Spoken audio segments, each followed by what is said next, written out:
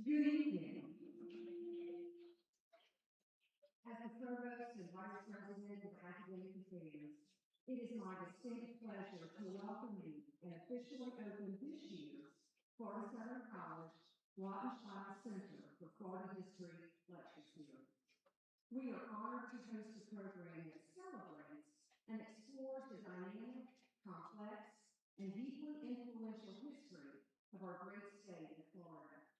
As many of you know, the center is named for one of Florida's most distinguished public servants, Governor Wattenscheid, whose life and legacy continue to inspire meaningful scholarship and dialogue. This lecture series exemplifies Florida Southern's commitment to academic excellence and the advancement of knowledge that connects our past to the present and ultimately makes an impact on our future. Each lecture in this series brings together students, our community, and scholars from near and far to engage with stories that have shaped Florida's political, social, and cultural landscape. It is through that engagement we uphold our mission to educate, cultivate leadership, critical inquiry, and an appreciation for the historical narratives that define us all. I'd like to thank the Executive Director of the Center, Dr. Mike Denham, and our dedicated faculty and staff, and all of you, our guests, for your ongoing support and enthusiasm throughout the years. Your presence tonight reflects the strength of our shared commitment to learning and discovery. We're thrilled to kick off this year's series with many remarkable topics designed to inspire fresh insights and provide a deeper understanding of Florida's history. Thank you again. We hope you enjoyed this evening's lecture and will join us throughout the evening.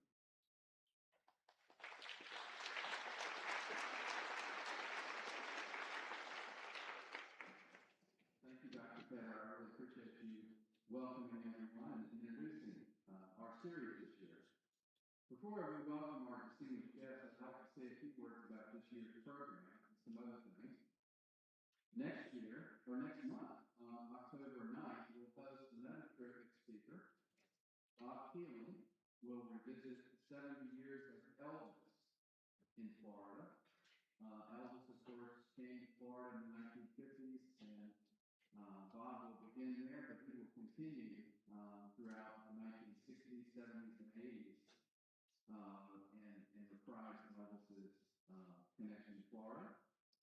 Then on November 6th, Joy Castro, Willa Cater Professor of English at the University of Nebraska, will delve into the social world of Cuban Key West in the 1910s through the literary work of her grandfather, which he has edited and discovered. He was a cigar worker, a lecturer, a speaker, a lecturer, of course, in cigar factories. He was a newspaper editor, printer, and writer.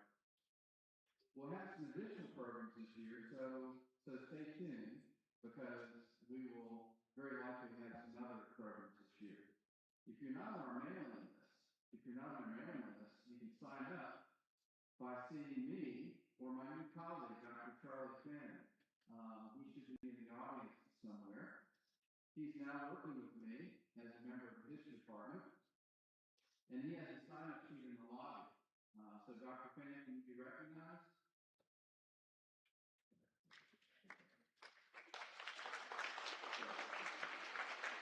So please welcome Dr. Fanning to Lakeland. I also want to recognize my other colleague, and that's Dr. Richard Pladman. Many of you already know him, and we're really glad that he's here as well. Over the years, we've been blessed with wonderful financial support from members of the community, and I want to give a special thank you to all of you who have donated to our efforts this year and in years past. It's donations like yours that allow us to bring these programs to the public free of charge. I especially want to thank Kent Lilly of Lilly and Brown Law Firm for his sponsorship of tonight's program. Kent, I think you're in the audience somewhere. You need to recognize.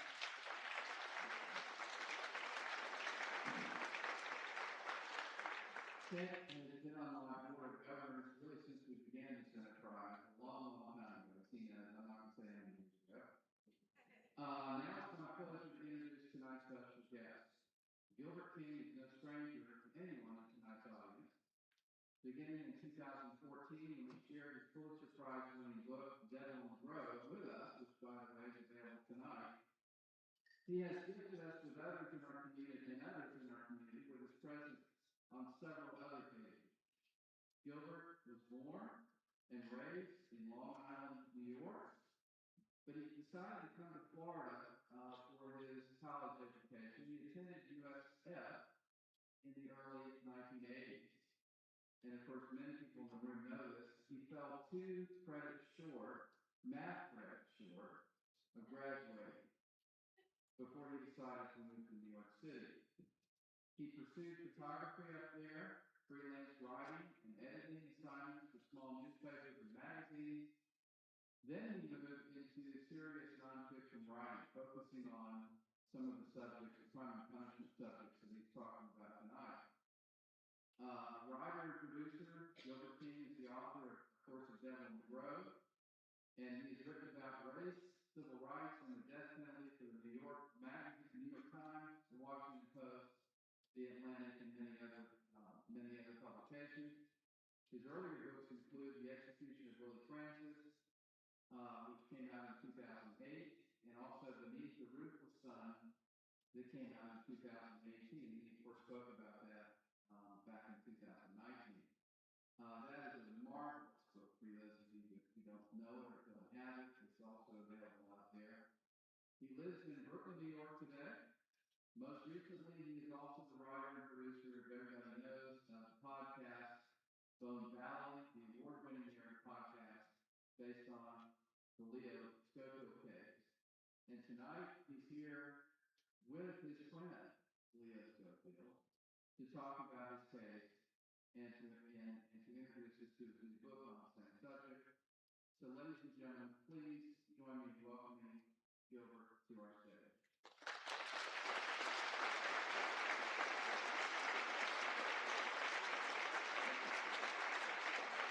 Thank you very much, Mike. I feel like this is our 3rd time here. I just want to press one thing that Mike said. I did 2 credits short, but they were math credits. I remember I did this thing where I had to break the news to my mom when I was 2 math credits short, graduating. I was leaving college. And I said, don't worry, I have this thing called cut tests, where you can use tests later on study to fit the test, and I'll graduate. I did that twice, but I failed the test both times. Somebody, I was at the university, no, I was at the Tampa Hillsborough Bar Association, and somebody asked me in the crowd, where did you graduate? What year did you graduate? Graduate's a tricky word for me. But I explained the situation of 2 math credits short. And he just said, we'll take care of that, don't worry. 2 days later, I got a call from the president of the Dench Show and said, we are giving you an honorary doctorate degree from the University of Tampa.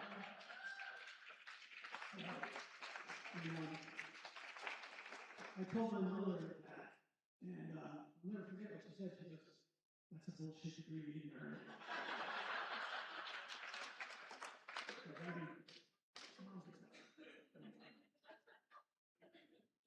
So I think many people are familiar with the podcast that we did on the Leo Scofield case, and it's a very different form of storytelling. I wasn't really used to podcasting, didn't really understand how it worked. I remember in the early times when somebody would interview somebody, and I would just go, yeah, and I was talking over every piece of tape. And they would bring it back, and like, you can't just keep talking to their answers. And so I had to learn all that. But by doing that, I think it made me a better interviewer, letting it silence, so to speak. And so that was one of the main differences. The other difference was that when it came to the podcast, it was basically writing around the tape that you get, the interviews that you get, the ambient sound. And if you don't have that, you really can't use it. So I remember, like, it was so frustrating to me because I couldn't really cover the trial the way I normally would because we didn't have sound for that. And I just remember thinking, this was a book. And you can see really dramatic because they were dramatic. But there was really no way to do it other than just me reading the trial transcript. Nobody wants to listen to that. And so there was a lot of moments like that that really made the difference. And I remember towards the end, after a couple of years, I felt like I was leaving out a lot of stuff. A lot of the behind-the-scenes things that made things happen. the work I had to do to get some of the interviews and just keep, being dogged and ultimately getting a great judge to sit down, and that was really phenomenal. I remember telling him that, I really need you to put your historian's hat on. I really want to go back and look at 1980s Florida. Would you mind doing that? And I remember he said, I can do that. I used to teach at junior college. I can do this. This is fun. And he was great. And he really fell into that role, which really kind of surprised me. And it just made me think like how Lakeland has really become a big part of my heart. It's spending years back here now. It took me a long time to do this. I think I was working on this case for like 7 years now. And we were in this area all the time. The main headquarters was in the library. And we do interviews in that library right across the street. Well, I'll tell you how many times I had to get Mr. Fishes, but it was fun. It was good. I'm going to walk you through the case a little bit and just sort of give you a basic background of it, show you the photographs, and then after that, I'm going to bring Leo out here. We're going to take a lot of questions from the crowd. So get your questions ready, and let me just tell you how this story began. I was speaking at a judicial conference in Naples, Florida, and I think it was like a couple hundred circuit judges for their annual conference, and it was excellent. I was doing my thing on Devil Grove, and at the end of the talk, this gentleman came up to me. His name is Judge Scott Cobb, who is actually here tonight. Judge, where are you, sir? There. He's here. And I think the funny part of the story was he didn't want to be there. He thought I was the comedian Gilbert King. And he's like, what is this guy doing at the judicial conference? And he ended up sitting down. And as he tells it, he was kind of riveted by the presentation. And he basically said, he handed me his business card, as you can see here. Leo Schofield, his prison number, not just wrongfully convicted, he's an innocent man. And, when a judge hands you a card like that, you kind of pay attention. And so I wasn't too sure because it's Florida. Who knows? Maybe he could have been the boss guy. I don't know. But I did ask around about it at dinner the next night. Everybody was kind of astonished that a sitting judge handed me that card. And it was passed around the table. And one of the public defenders who was at that table was from Polk County, 10.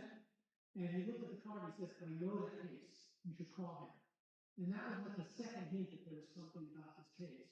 And so, got on the phone, we started talking, and I told him that, I'm in the middle of another book, so it's probably going to be a couple of years before I get to this. And he did not like that answer very much at all. And so, sort of to be polite, but I didn't want to say no, he persuaded me to read the trial transcript. And as I said, it was a nice thing to do to just say, okay, I'll do that for you, Judge, because I didn't want it to be awkward. And so he sent me the trial transcript, and I started reading. And, you can hear it in the podcast. Judge Cupp's first impression when he first read the transcript was like, holy shit, this guy can do it. And I had a pretty similar reaction, even though I'm not a trained lawyer. I knew enough about it from my research, but I could see there were things that were glaringly obvious to me that looked like it wasn't quite what I was reading about in the papers or the general appellate decision. It didn't quite match up with what I was seeing in the transcript. So I'm going to walk you through the rest of the origins of how this started. The story takes place, it begins in 1987, right here in Lakeland, not too far from Road. Leo Schofield and his newly wedded wife, Michelle Salome Schofield, married in August of 1986. They're only married for about 6 months. They're living in a trailer off Montgomery Road. And on a day that she should have been home from work, after her shift at Tom's Restaurant on Montgomery Road, Leo's waiting for her. She hasn't shown up yet. Then later, finally she calls at about 9:45 and says, I just finished. I walked the dogs. I did the laundry. I'll be right over. Leo says to me, they're at band practice, 10, 15 minutes away. And they say, I love you, hang up the phone. And that's the last time Leo ever talked to his wife. Time begins to pass. She's still not showing up. 1 hour turns to 2 hours. And the next thing you know, Leo makes this frantic call to the Polk County Sheriff's Office, trying to describe his life. He's searching, he's looking around, trying to make phone calls, hospitals. Did she get in an accident? Was she pulled over? What's going on? And then when she doesn't show up the next day, now everybody's really worried. Search parties begin to converge. They put out this flyer, and they're looking for Michelle, and no sign of her at all. And obviously, Leo is expecting actually worse as day one turns into day two. On the evening of day two, one of Leo's friends spots what he thinks looks like Leo's car looking down the side of I-4. And so he calls the Polk County Sheriff's Office, reports that, and then he leaves a message at Leo's house, letting me know that I think I just saw your car. He said I was going to write one of those hot notes on there. The car just broke down again. But this is actually concerning. You can see Leo up there in a blue shirt talking to crime scene detectives. Now, the Polk County Sheriff's Office is paying attention to this. At first, it was just like, we can't really do anything. Michelle's 18 years old. If we hear from her, we'll let her know that we're looking for her. But now there's really some worry setting in. Now that they found the car, no sign of Michelle anywhere. So what they do is the very next morning, they decide to search I-4 backwards to Tom's Restaurant on Cumby Road. And it's really important because now the search has a target. Before they were just searching all over Lakeland, they're really desperate. But now they know the car is broken down, they have a logical plan. Let's work our way back to the last place she was. A gas station called Sparky's right next to Tom's Restaurant. And that's what they do. They start searching the medians and the ditches to the side of I-4, both sides, and not seeing anything. I want to bring this up to you because this is something that's really hard to describe in a podcast. But when you see something visually, this is really important. On the top right side, you can see where Michelle's car was found broken down on I-4. Well, once they have a car, there's really not too many ways back to Tom's Restaurant where she was working. So that's what they do. They kind of fan out on I-4. Friends and relatives are searching. They kind of split up. They work all the way until they get to State Road 33. And this is a point where Leo's father takes the place at the I-4 intersection. Leo's and other friends are searching closer to Cumby Road. And if you notice, one of the things that comes up in this story is like Leo's father ended up finding Michelle's body. And that was what was spun into this unbelievable coincidence. Like, how could he, in the middle of nowhere, how could he wake up in the middle of the night and have a premonition that he knew where Michelle's body was and lead police right to the body? Well, that sentence that question that I just asked, is not based on any facts. That was the way the story was kind of spun, that he had this premonition. What had happened was, after he found the body, he ran out to State Road 33, flagged down a truck, had been loaded by police, and when people started to come to the scene, he was traumatized by what he found. He says, God led me here. God must have had something to do with it. And that got spun into this vision that just gave the prosecution so much ammunition to go after Leo's alibi, to make this man who's making up these stories about premonitions from God. What could that mean? It has to be prior knowledge of the body because he put it there. And that's the way the story was really spun. But if you look at this, there's a logical plan to get back to Tom's Restaurant. It wasn't spread out in random places all over Lakeland. I think anybody would have found that body, given what we could see in these photos. This is 1987. This was taken actually the next morning after they found the body, the next afternoon. And you can see that State Road 33 doesn't quite look this way anymore. But you can see there's these little cuts on the side next to this canal, the old phosphate canal. And so that's a natural place once they got off I-4 to just look in those cuts. And if you look here, there's garbage everywhere. There's like a driveway open into it. And you can just see that that's a natural place to look. So as Leo and his friends were looking at the cuts way down the road, closer to Cumby Road, Leo's father pulls into this little cut and starts looking. And you can see this is what it looked like back then. Garbage everywhere is a hangout. And he sees a jacket, a Gray's members only jacket, very big brand in the 80s, laying in the brush right near the water. And so he goes over to it, takes a closer look, and he's thinking, that might be Michelle's jacket. She had a jacket like that. And so once he sees the jacket, he looks into the water, and that's when he sees Michelle's body floating face down, basically under a piece of plywood right there.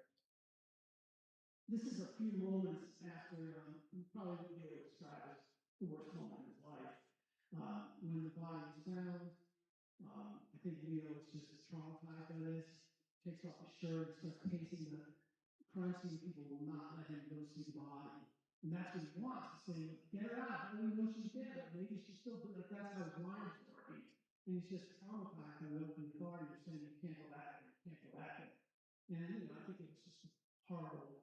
Imagine you're 21 years old, dealing with the loss of your newlywed wife. This is what he was dealing with at the time. I'll skip a little bit ahead, just to give you the basics, because I want to get Leo to talk about that. One of the biggest mistakes Leo admitted to was that initially the public defender's office had his case, and these were a group of really efficient, effective defense attorneys, really experienced. They had experience with murder cases. They knew what they were doing. But when Leo was in Polk County Jail, other inmates were you can't trust a public pretender with your life. You're facing the electric chair. You cannot do that. There's a high-profile attorney in town. You can find some way to get him. He's the guy that's going to save your life. And, Leo didn't have the money back then, so he really stuck with the public defender's office. But he'd gotten in an automobile accident as a passenger, broke his neck. And after he broke his neck, there was a settlement coming his way. I think it was like $50,000. And so Leo signed a form that basically said, my defense attorney will get that fee, the settlement from the insurance, which was exactly $50,000. But so he goes into the case with the infamous Jack Higgins. And I think at this time in the late 80s, circumstantial cases were moving into science a little more. This is just a little bit how time had passed Jack Higgins by. He was very effective cross-examiner, very effective using his personality. His charisma with the jurors was really effective, but he was up against a real bulldog prosecutor by the name of John Guerrero. Very effective, very aggressive, and he basically ate Jack Higgins' lunch in this trial. And the reason for that was Evan was completely unprepared. He first met Leo, I think, the night before trial, showed up with a blank legal pad, hadn't done any investigations, any witness interviews. He was used to what he called trial by ambush. He was just going to cross-examine and basically take the case of the state's case apart like that. But it didn't really work out that way with John Guerrero. John Guerrero was the prosecutor. This is very effective. I think he had something like 66 death penalty convictions. I mean, he was very effective. He was in his prime. He was young, and it was just, if you read the trial transcripts, really get a sense that some of the scenes are really effective. I was able to go into them a lot more depth in the book than I was in the podcast. We'll get back to Mr. Guerrero. But naturally, Leo, after about 2-week trial, was convicted, and he was actually sentenced to life in prison. He was facing the death penalty. During the research, one of the things that really came up was, it's Florida, right? So a lot of the jurors back in the 80s were already retired. So when they tried to track them down, most of them were already dead. It was really hard to find the jurors, so I kind of expected that. But there was one juror in Leo's trial who was 22 years old at the time. And I was able to finally get a hold of her. And her interview was fascinating because, as some of my prosecutor friends say, she said the quiet part out loud. And that quiet part was, well, I thought Leo was innocent, but, they were the adults in the room, so I went along with the rest of it. Which, anybody knows as well. All it takes is one person pulled out, and it could be a hung jury in this trial. But she went along with the other jurors to convict Leo. But she had very strong feelings about the death penalty. And when it came to the sentencing portion, she held her ground. She didn't want to, go along with the death penalty. The majority of the jurors did. So Leo was probably headed to the electric chair, were it not for that one 22-year-old juror who stood up and said, I'm not doing this. They didn't even need a majority. But she told us that the other older jurors kind of felt sorry for her and felt that she might have just gone along with them with the conviction, so they were going to go along with her and just impose life in prison. So the one juror on that jury who probably could have prevented the conviction, or at least got in this trial, is also probably the one that saved Leo's life. That contradiction was really interesting to discover. Did not expect that. I'm going to skip forward a little bit. Leo's been in jail now for years now. And he's determined to get an education that he didn't get before he went to prison. So he's taking all these programs, he's become a teacher's aide, and he meets a social worker in prison. And they hit it off. And so in order to have this kind of relationship with prison, she has to transfer, or he has to put it for transfer to another prison before it even can begin, because that would jeopardize everything. And so that's what they do, and they become, a couple. They get married in prison. Leo will talk about that a little bit. The interesting thing about Chrissy is that, and I think Leo's relationship with Chrissy, what he said is basically, I just lost my life. I don't want to get in there and play games with her. I told her what I was convicted of. I was convicted of murdering my first wife. I'm not going to be here to tell you that I'm innocent or sell you on that. I'm innocent, but I'm going to just let you look if you want. If you're curious, go look yourself. And that's what Chrissy does. She starts going to the Polk County clerk of courts and starts looking at the records and doing her own research, which lasts years. And she's getting up to speed on the case. And then she ends up going back to Leo and asking the questions, trying to pull out.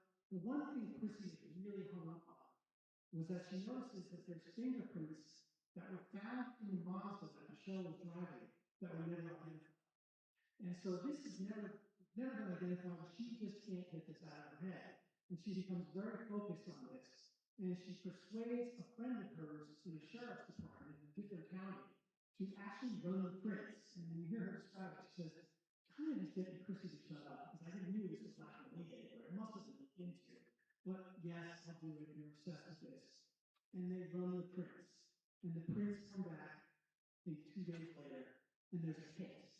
And the man it's hit to is a man named Gilbert Scott, who basically lives in the same area of Lakeland off Funny Road that Leo was living in, about 1.5 miles away from where Michelle's body was found. Gilbert Scott was not in prison at the time. He was out on the streets of Lakeland at the time, in 1987. And very violent record. I mean, he was charged with murder in 1985. He got acquitted of that murder, largely due to the effectiveness of the public defender's office in Polk County. They got him acquitted, and then continued his violence. And in 1988, he killed another man in Lakeland. And this time he got caught, confessed to that, convicted, and sentenced to death. Actually, went to death row until the Florida Supreme Court pulled him off and put him in life in prison. So these are the prints that come back to Jeremy Scott. And who is Jeremy Scott? Jeremy Scott was living in Lakeland. He's kind of a drifter, very horrific kind of upbringing. I think he was homeless by the age of 10, living on the streets, really rejected by his mother, nothing to do with him at birth. He grew up thinking his grandmother was his mother. Nobody ever told him this. And by 9 or 10, he was out on the streets, obviously getting extraordinary violence. The violence just keeps increasing until, well, he did kill a man, Joe Johnson in 1985. Later confessed to it, but he pleaded not guilty. He was acquitted of that. So after his acquittal, he's back on the streets, and that's Jeremy Scott. I just want to bring this back up to show you exactly where he lived in proportion to where Michelle's body is found, and Tom Gresham. So pretty likely that he was in the neighborhood. What's always struck me as odd is that these fingerprints were there. They didn't have the AFIS system. They couldn't run it to the computer back in the 80s. But they could have been compared manually to violent offenders in the area, which obviously Jeremy Scott was the best candidate for that of all. He knew where he lived. He knew he was violent. But for some reason, that never happened. I think it's because it didn't come back. The prints didn't come back to Leo or Michelle or anybody who should have been in that car. They said, stop testing. And you don't want to know this. It's not going to help the case. Stop. And John Burr was very influential in very, very parts of this case. We'll get back into that later. What's interesting is, once the fingerprints are discovered, Jeremy Scott is brought into John Burr's office. There's no tape recorder. There's no witnesses, no police standing by. It's just John Burr and Jeremy Scott. What's kind of remarkable about this is John Burr is the man who prosecuted Jeremy Scott for murder. So he knows exactly who Jeremy Scott But somehow in that office, they come out with this representation that Jeremy Scott is just a car stereo. And the reason his prints was Michelle's car was he used to steal car stereos. And that was presented in the 2010 evidentiary hearing, and Judge at the time bought that argument, and so denied Leo a new trial. I should add that those prints were discovered in 2004. It took until 2010 to get Leo Schofield the evidentiary hearing, based on new evidence of a known violent offender's fingerprints being found in the premises, so to speak. So that was really slow walking into court. Later on, after John Doerr's death, Jeremy Scott ends up writing a letter to Leo's attorney saying he wants to come clean and that he was responsible for Michelle's murder. And this creates another evidentiary hearing in 2017. And in this evidentiary hearing, this time Jeremy Scott confesses at least 40 times. He's extraordinarily resistant to the whole process. He's been dragged out of prison, brought into the Polk County Jail, he's off his meds, he's agitated, he doesn't want to be there, but he stays with the story that he confessed and that he killed Michelle. And he goes through this multiple times, walking through. He's very aggressive and agitated, and he doesn't really want to be there. His behavior was slightly bizarre, so that didn't help. This is a photograph of that here. You can see Leo's, his head is just sinking listening to Jeremy Scott testify. And there's a reason that Leo's head is sinking. I'll show you this image. At one point, after Jeremy's confessed, I think 40 times in court to killing Michelle, the prosecutor, new prosecutor now, Victoria Avalon, and she comes in and she basically, behind this little folder, she shows Jeremy Scott a photograph from the autopsy, from Michelle's autopsy, where she's pretty much completely naked, her wounds are exposed, she's on a table, and she shows the picture, says, "Look at that, Mr. Scott." And he says, "I've seen it before." She says, "See it again. Is this what you did to her?" And he looks at it and says, "No, I didn't do that." And Victoria Avalon walks away. And then the Innocence Project lawyer, Seth Miller, comes up and says, tries to clarify. "Did you kill Michelle?" Of course, he says, "Yes, I killed her." He says it about 119 times. So that was pretty interesting. At one moment where it just sort of, "No, I didn't do that." That ended up being spun into the defense closing arguments, which were submitted in writing. And that got spun into, "No, I didn't do that," meant I didn't kill Michelle. And so it was seen as a recantation. And it was covered in the media that way, too. And I think ultimately the judge in the case went along with that and ultimately says that Jeremy Scott recanted his confession in court, which you read the transcript and you listen to the audio, not what happened, not recant. He had no idea he recanted. And I'll talk to you a little bit about that. Why don't you move here? One of Leo's judges who you met earlier in the first slides, when he came up to me with a card, he became my biggest source of this. He knew the case really better than anybody. We would have conversations constantly and ask him questions. In all my other books, I have people like that. In Beneath the Roof of the Sun, I had a young judge named Richard Graham, who was still alive at that time with Jesse Daniels case. He was able to guide me through the case in real time. And it was great because he was able to remember things we never thought he would remember. And the same thing with Judge Scott Huffman walking me through this. And as we were going this way and building, ultimately the podcast came out, Judge Cupp said, "Did something extraordinary." He resigned his seat as a circuit judge in Florida to go back to being Leo Schofield's defense attorney. And it's just a remarkable thing. It's covered by the New York Times, and all of a sudden, these two men had worked together decades ago. We're now back on a team. The idea was to get Leo out of parole. That was the only thing, because most of the legal evidence was closed at this point. And you can see Leo featured in the New York Times magazine earlier this year. Something kind of extraordinary happened when we were doing season 2 of this podcast. Obviously, if you listen to it, ultimately I went into the prison and spoke to Jeremy Scott. And instead of speaking to him like a lawyer or as a detective cross-examining him, just kind of went in there together and sort of just let's talk to him and just be sensitive to what he wants to talk about. Let's ask him what he wants to say. Let's really listen. And it was a really effective way to talk to Jeremy Scott because by then I learned to shut my mouth and kind of be silent. And Jeremy Scott confessed in detail that he never confessed to before. He brought up things he remembered in there, details that had not been even in the trial or any media coverage.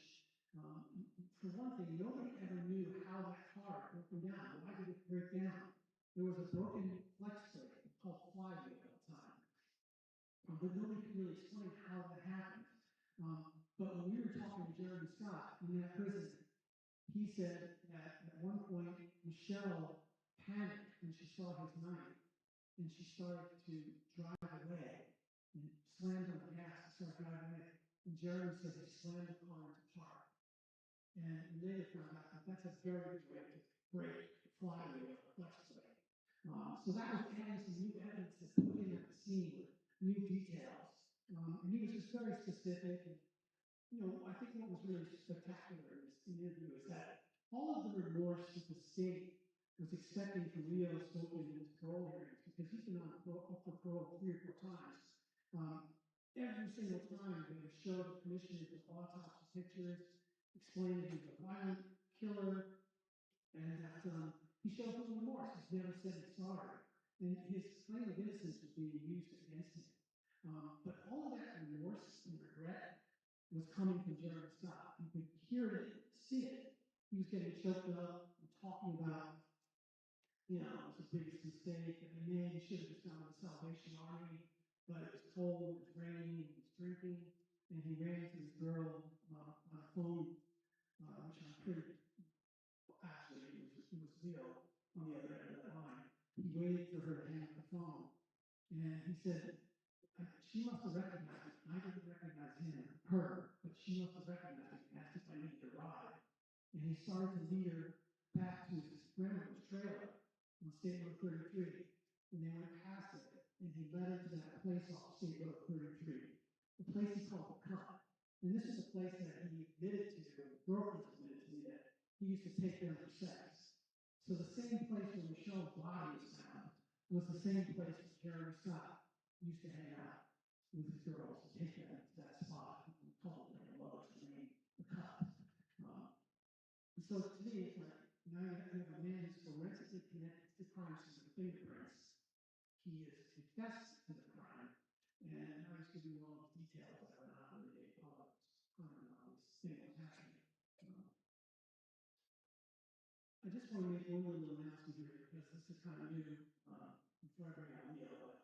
But I found out yesterday that Jeremy Scott died in his cell just the other day.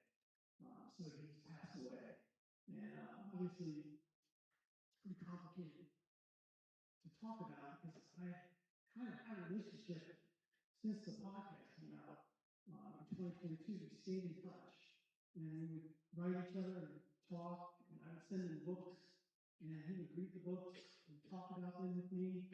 And I remember Leo said something really funny to me. I felt like I needed permission from Leo to continue to talk to Jeremy Scott, who, by the way, over those 4 years, never denied what he did to Michelle. And in fact, he told me about another murder that he committed and got away with.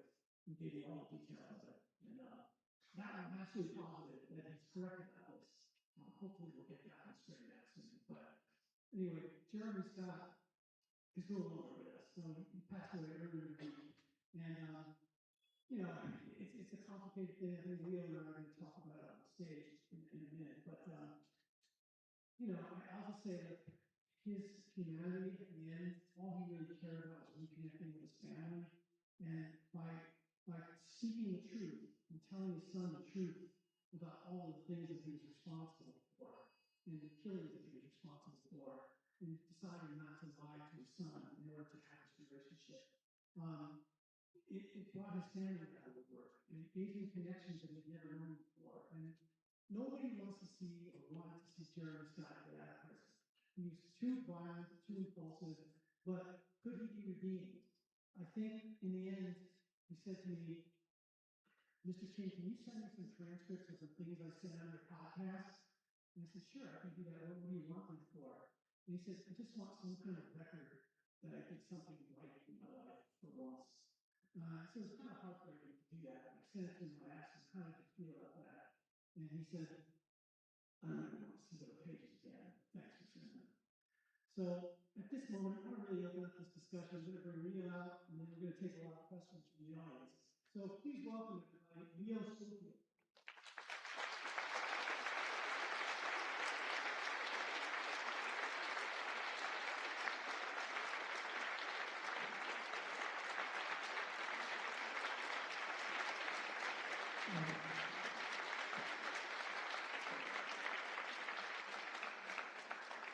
For those of you that don't know, Leo, earlier in the year was in a very horrific motorcycle crash, still recovering from. I think he's had 10 surgeries by now. So it's been a lot. But as you can see, he's walking again, which wasn't the case not that long ago. So great to see you walking out here. Good to be here. Thank you. I don't know if you can really call that walking, but it's better than falling. I've done a lot of that. But it's good to be here. It's good to be. This is like home for me, and I really appreciate the warm welcome and the opportunity to be here. Leo, I'm just wondering what it's like for you, like driving around all day, just sweep the lake and places you really haven't seen in almost 4 decades. What is it like coming back here? What memories you get? You know, it's funny that you asked that because when we came here today, we're driving around, there's a lot of things that's different in the last 36 years. I mean, you guys have made some roads where there weren't roads before, and let me tell you something, they're pretty confusing roads. I got lost. I went by to see where I live. I used to live back when I was out before, and the entire place is different. I mean, it's just, I couldn't even recognize where I lived. And, but the house was still there. The roads were added to that. There were like 4 lanes, so there were only 2 before. People were driving like crazy. So it's pretty scary. You know, I'm really just curious about this. And we can talk about that a little bit more. But it occurs to me like, you know, you've been in prison, I think, 30 years when I met you. Some writer wants to come along and is interested in your story. I don't know if anybody can explain it to you. That takes me like 6 years to do these stories. I don't think we ever discussed how long it was going to take me. And I was just wondering what your thoughts were when some writer comes in and says, I want to work on your story. Well, that's the question. So, in the beginning, anybody who had an interest, you know, that's a help to me because you're an outlet to get the story out. And I remember when we talked about it, you did tell me that, you know, it takes about 5 or 6 years to get the story out in the book. And I'm like, 5 or 6 more years to get a story? I mean, waiting in prison is really tough. And so it was hard. But I was always appreciative of the fact that you had an interest in it, and grateful to Scott for getting involved. And of course, you Gilbert King. So, you know, I knew that we'd get a book that would have interest and just get the story out. Yeah, and, you know, it's one of those, like, I felt the responsibility every time I walked out of prison because I get to go back and, you know, go to Lakeland, you know, go out to dinner, and I've asked you to recount some of the worst moments in your life, and you get to go back in your cell and live with that. And I'm wondering, you probably didn't tell those stories in prison, and that must have been, what was that like for you to recount these stories and just have to live with that? It's a really tough story. You know, it's very emotional talking about Michelle. But I knew going into this that that's what it was going to take. It's going to take. I remember telling you, whatever you need to know, just ask. I'm going to tell you everything that I know, and I'll be an open book for that because you need the story out. And oh, by the way, you didn't tell me it was going to be 5 or 6 years till later. Yeah. This is how he got me through it. So we're going to start the book, and it'll be out in January, and it's just like July. Okay, we do that. And then March comes up, and I haven't even seen the page yet, and it's going to be December. We've got to postpone. So get it to December. And then in December, it does come out, and he said it's going to take 5 or 6 years. And I'm like, what? Yeah. But then he came on the podcast, and I'm talking about that. Yeah, what did you think when I told you that? it's going to be a podcast. That after a couple of years, waiting for the book to come out, and he came out and said, "We're not doing a book, we're doing a podcast." And I'm like, "What is a podcast?" I never heard of it. And then he explained it to me. It's like radio. It's like a radio thing. I said, "It sounds like AM radio. Who listens to that? I mean, how are we going to get everybody to listen to that?" So yeah, I felt like you were wrong when you looked at it. I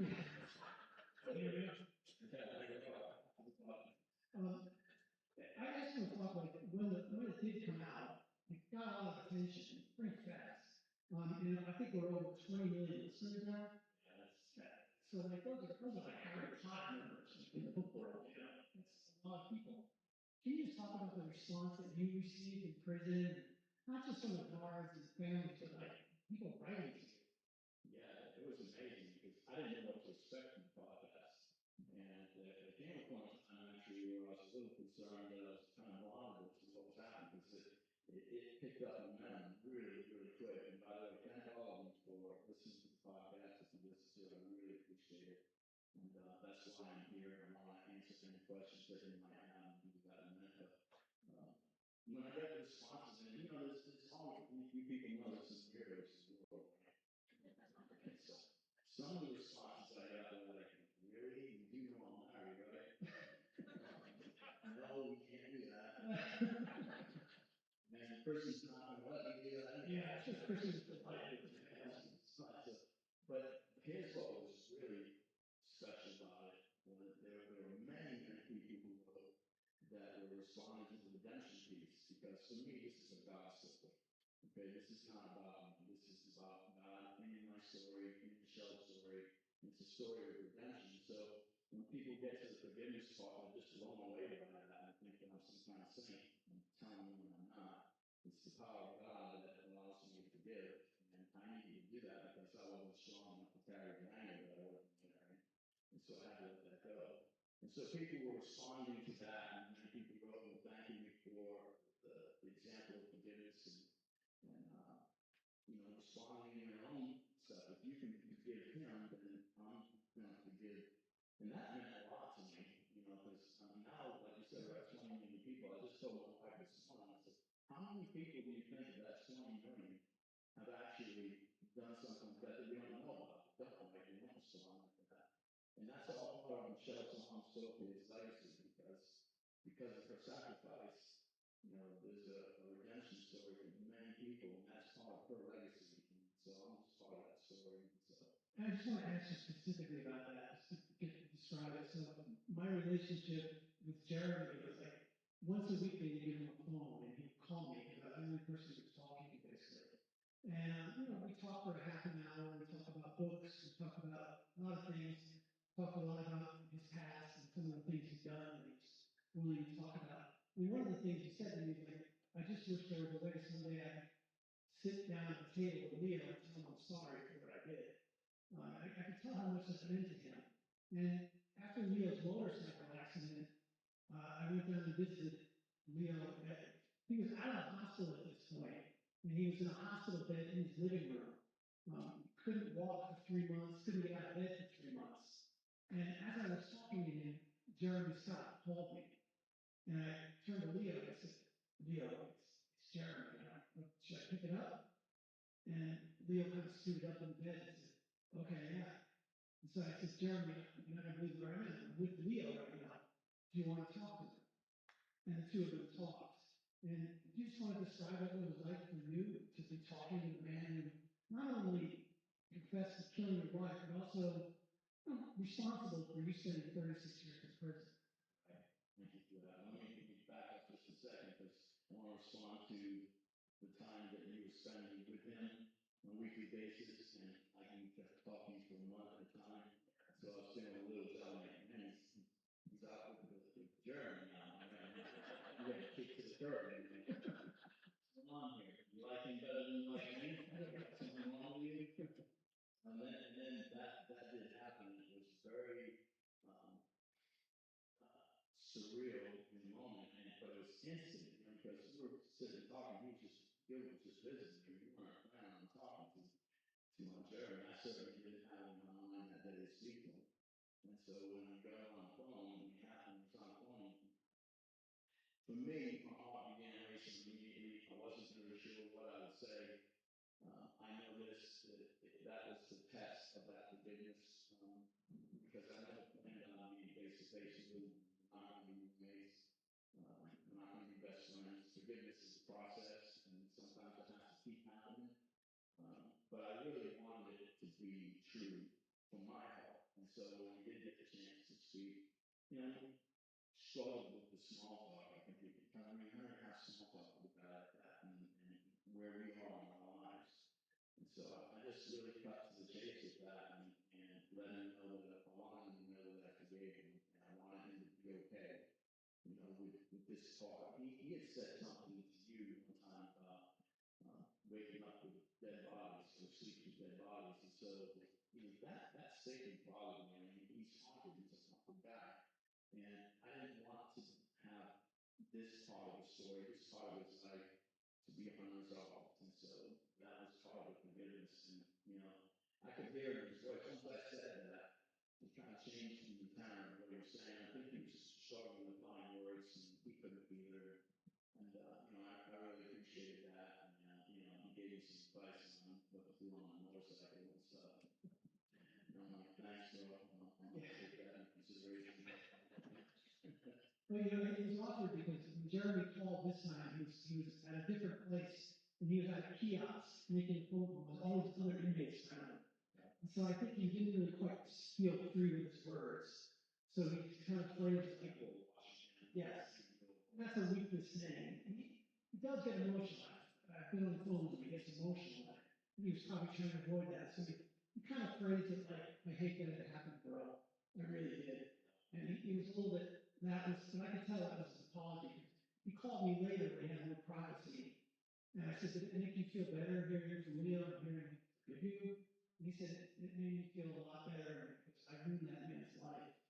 And he definitely took that seriously. And he just said it was helpful for him to finally talk to you. And I gotta say, I don't know how you feel about it, but like, I'm glad that both of you had that moment between you. And Jeremy's gone now, which is like, you know, at least he left like that. Like he felt forgiven, he felt his family come back into his life after decades. You know, just wondering what your thoughts are. Yeah. When you shared that in past yesterday with me, I actually cried for him. I'm not gonna lie, and I don't know why I was. I think the reality was that he became so symbiotic with this story, you know, that we were connected, you know, by it. And for better or worse, you know, we had a relationship. And I think it took great courage on his part to admit and to confess and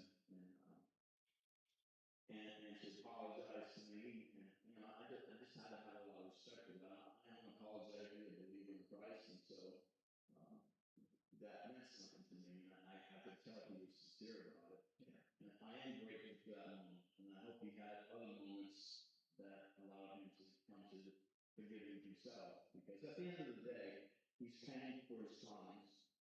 He was in prison. He was never going to get out. And he's tortured on his own. So maybe he had some peace, you know, toward the end of that. And I'm praying that that was the case anyway. It was a shock to me that he died. Yeah. I think, you know, he definitely, you gave him peace with that gesture. But I also think that I don't think he'd be out of prison if he didn't confess. Do you agree with that? Yeah, most definitely. I was stuck, and you know, they had some pretty stout opposition from the programs in the state, and so I don't think that without this story, I'm still in prison. You know, that's the sad reality of it, that you can actually be innocent and be stuck 36 years. Yeah, and I think that's my biggest thing. It's like, it shouldn't take storytelling to change the narrative of the case. But it does. And thank God for that, because this is my home, and the narrative has changed here. And I was talking to somebody about moving back to Lakeland. I said, well, I'm going to ask the folks if they mind living back here again. So Yeah. Speaking of home, let's open it up to the audience. It's hard for us to see from here, but if anybody, oh, there we go. There's a bunch of you. Oh, yeah, there's a question down front. We got a lot of questions. Thank you guys. Yeah. Oh, yes.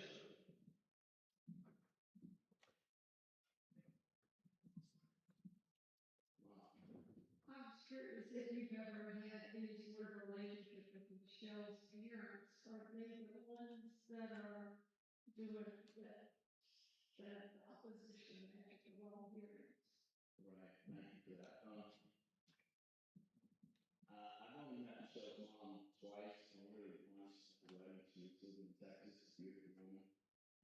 So I didn't know a lot about her. I was really close with her dad, David. We used to call him Super Dave or All Pro Dave. He was a really good man to me. He was a good mentor, father figure. I had a lot of respect for him. That relationship obviously was super challenged when this came out because they were being told stories. And, you want to believe the people who are telling you these things that they're bad and stuff. And the reality is that they weren't told truth always. And so David had his belief, and it was really hard for me. In my last conversation with him, he actually revealed to me that they told him that they believed it was me. And I said, you don't believe that, do you? And he paused and said, I don't know. I said, okay. I said, okay, I'm going to go. He said, I'm not supposed to talk to you until this is over. I said, and my heart was breaking when you were saying that. And I said, okay, why? I won't talk. He said, Leo, listen, if something comes up, and he left that question kind of hanging, like if something comes up, please, I said, no, I will. I will. And that was the last conversation I had with him. I'll talk about his brothers in a minute, but over the years, throughout my time in prison, we continued fighting for truth. And Dick, my wife, was very instrumental in helping me research, helping me look at things, uncover things. I had some great help from different lawyers along the way and investigators that helped. And we were piecemeal and figuring things out as we went. And every time we had something that I think was important, I would send it to her father because I wanted him to know. I felt like, if anybody else cared about this, it would be him. And I wasn't trying to convince him of anything. I was trying to show him the truth. And he didn't really respond to any of that. But so he died thinking that I was guilty of believing that. And it's very unfortunate. And even to the point of he just did not want to hear about anything. He didn't want to look at it. He didn't want to read. And being a father of a 25-year-old daughter myself, and she's my only child, I understood his grief, and I never want to say anything disparaging about it. I carried that for him, and that's what I knew Michelle would want me to do. But she also wanted to keep feeding them the information as much as I could. Thankfully, her younger brother Jesse has read a lot of this stuff, and he's a very logical researcher and thinker. And about 10 years ago, he came to the belief that this is not right. He didn't do it. And so, yeah, with him, he and I are pretty close and have a good relationship with him. Her other brother is from a different family, and he's in another state, and I don't have any contact with him. Don't really have any information about what he thinks. Thank you. Way up there. Just throw it.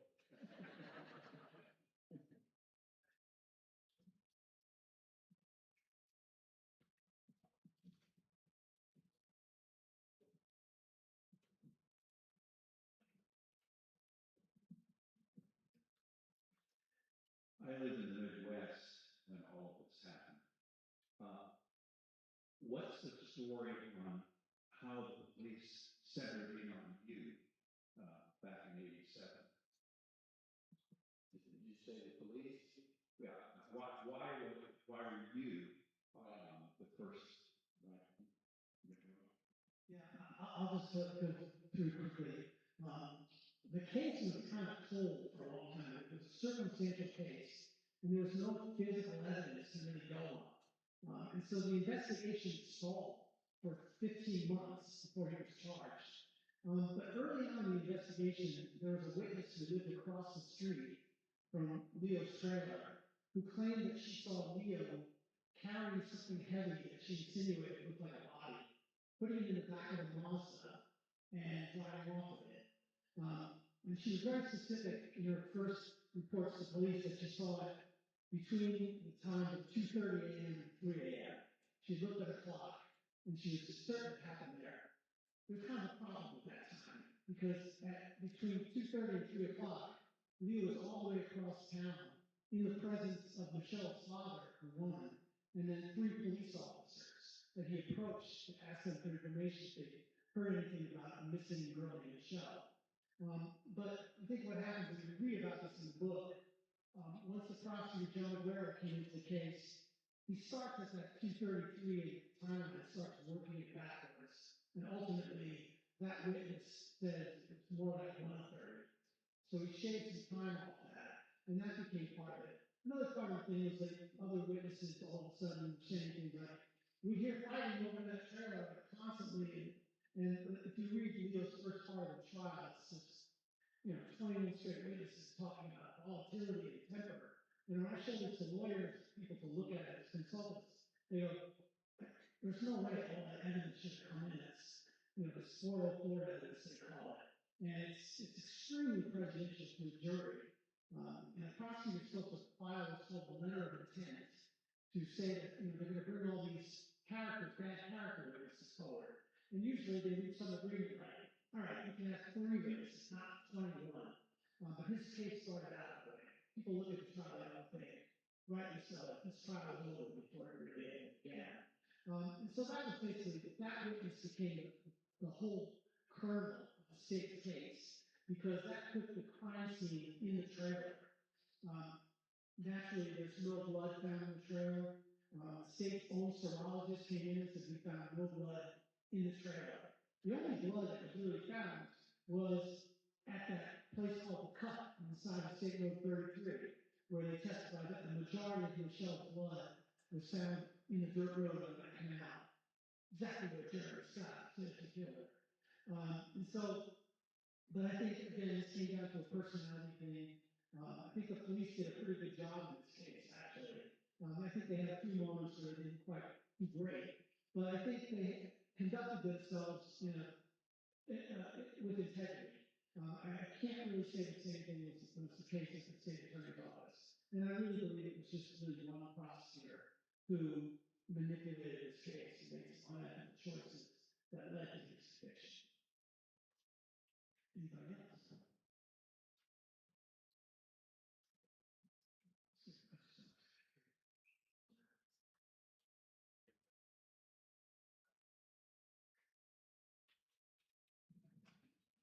Can you tell us how and when you got out of jail and what your life has been like since then? What you've been doing? Yes, thank you. I got out this past April was a year. I got out April, this past April was a year, so I'm over a year and a half about. And my first 9 months, I was living in a halfway house in Eagle, a beautiful house. All the guys that are living there are all people I've done time with in the same program.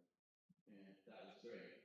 And but 9 months out, I was riding in Holly, and a girl made a left-hand turn cut on the path, and she's playing with her cell phone. And cell phones, by the way, are dangerous. So, we didn't have them when I was out for, and I didn't bring mine tonight. But anyway, she cut in front of me, and my daughter and I were riding the bike. I was very seriously injured in that accident, and spent the next several months till now trying to recover. Thankfully, my daughter was seriously injured, and she recovered fully. I'm still working on getting put back together. I can tell you this, it's wonderful to be out. It really is. But I left my best friend in there, his name is Kevin Herrick. He is on the cut. He's part of Kevin's next podcast. And I did over 30 years with him. He also was innocent. And we've been together for that long time. We did a lot of stuff in there. We created a lot of opportunities for other guys. And leaving him behind was really, really tough.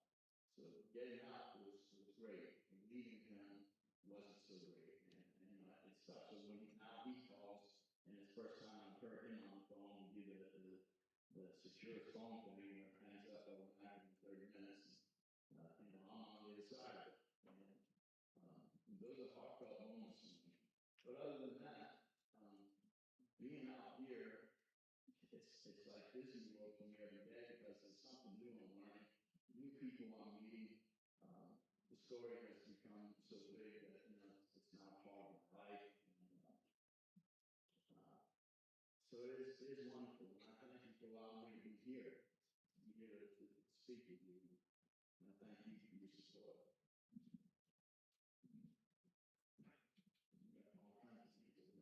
I think we'll be here till 10:30 if we get all the questions. I'm gonna go with the students.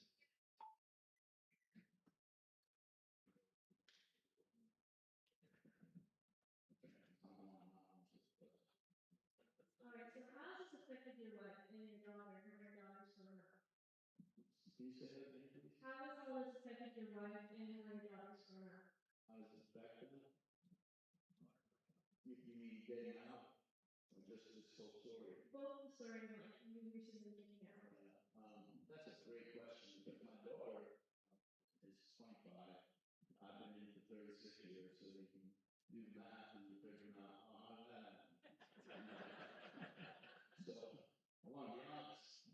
She wasn't my natural daughter. I was with her dad in prison. He was a young guy. His girlfriend was very pregnant when we met them, and she had naturally in 2000, and he got out in 2001, 2002, and he got himself shot and killed in some kind of deal and brought that. But actually, we were godparents to begin with, and so we ended up adopting actually because she was struggling in her environment, and taking her on with me in prison. My wife, the sole breadwinner in the family, that was a tough decision, but it was still better than leaving her where she was at. And so I began raising Ashley from prison. And in some ways, I'm glad I had that brother because raising a girl is the toughest thing I've ever done. Doing time is not tough. Raising a girl is really tough. So, she started with the boyfriend thing. I'm not engaged. Yeah. So she drove me kind of crazy with that. But we got really close with that. I'm thankful because Chrissy kept us together. She was always there. And, you learn to adapt. I mean, no choices to do anything but adapt. So you learn to deal with, you want to get a phone call for 30 minutes, you want to get a visit on Saturday or Sunday, and, you build your life around that. And you learn to adapt to it. And it was really good for a season. Getting out has been really challenging because I got out and Ashley was already old enough to make her own decisions because she was very long time. So that was really tough. And now I can really, shake hands or heads with the boyfriends. And so that was a really tough thing too. But we adapted to me getting out. It's hard because, and that's such a great question, because getting out, my wife was the one that makes all the rules in the house, and she does all the stuff, and I'm coming out, and I'm not taking over that. I'm not going to fight her on that. You got it all. You just do it. Whatever you decide, that's what we do. I'm good with that. And so I try to make that transition as easy as possible. And then there's this element of it as well. Some of it I want to shelter my family from because there's a lot in this story. There's a lot. It can be scary a little bit, and I don't want to actually be so exposed to everything. I'm not going to be so, bold to say everybody supports me. There are people who might have different thoughts on what actually happened and stuff and disagree. So I want to shelter them as much as I can. That's a smart thing to do. But we struggle like you're struggling, and like everybody does, and we get through it by the grace of God. Okay, two more questions. Going once, going twice. And just so you know, afterwards, we don't know the fact that some books, like you can ask questions to us. We'll talk about it. Did you have any type of support system system when you were going through like the trial? At trial level, Yeah, or like any type of support system around you. support system. At trial.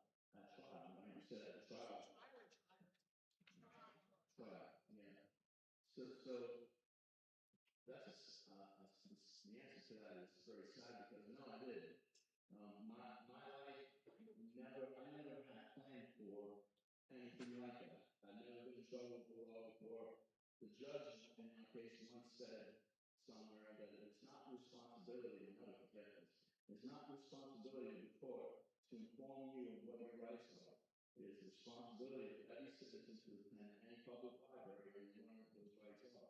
And at the time he said it, I was sitting there stuck in lifesavers from this attorney because he brought lifesavers. I'm not even thinking what that symbolism is. Like, I got to drive on. I'm sitting at the table and I'm eating lifesavers while he's doing nothing.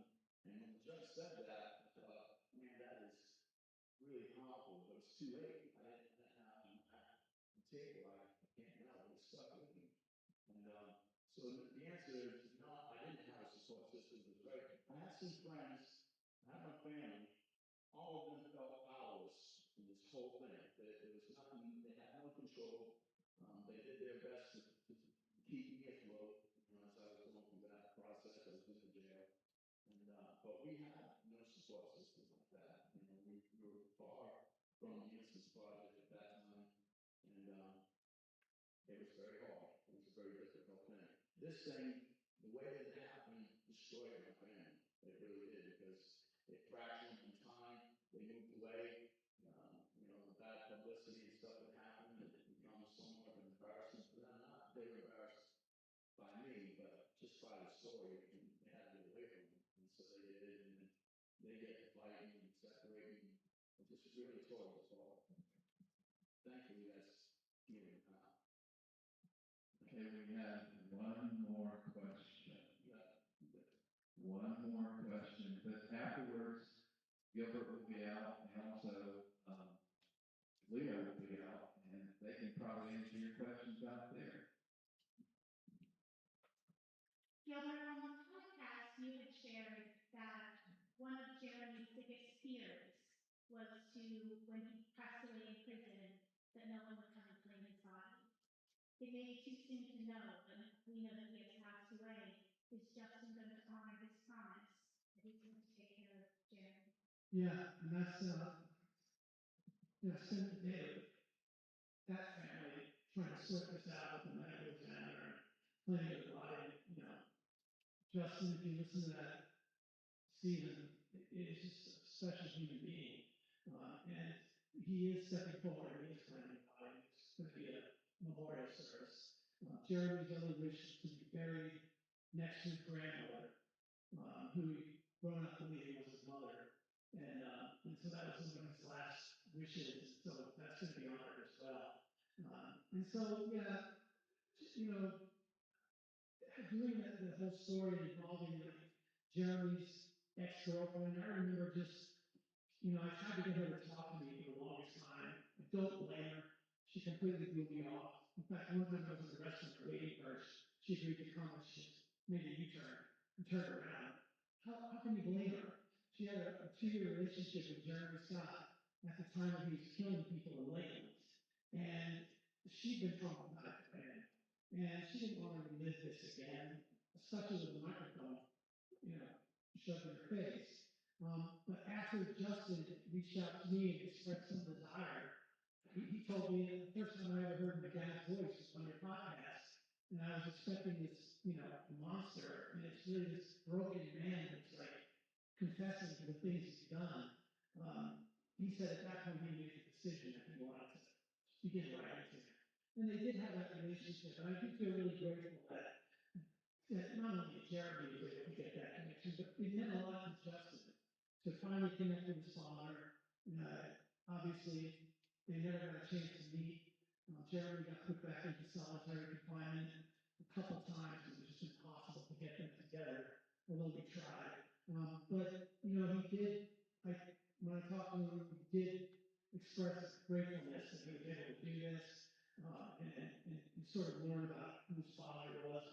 You know, frankly, I think the whole time he was totally enamored with Leo. I think Leo was kind of surrogate father figure for Justin for a long time. We just talked about Leo. I want to do anything I can help it to do to help that man, because my father took his wife and took Leo's life.